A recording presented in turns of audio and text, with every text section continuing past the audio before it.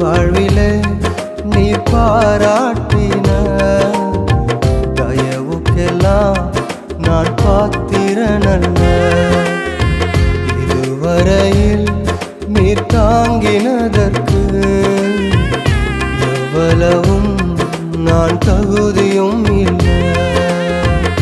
மாறாமலே உடனிருந்தி விலகாமலே நடத்தி வந்தி.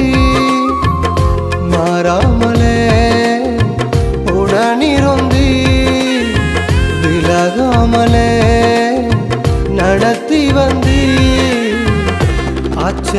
ஆச்சரியமானவரே என் வாழ்வின் அதிசயமானவரே. ஆச்சரியமான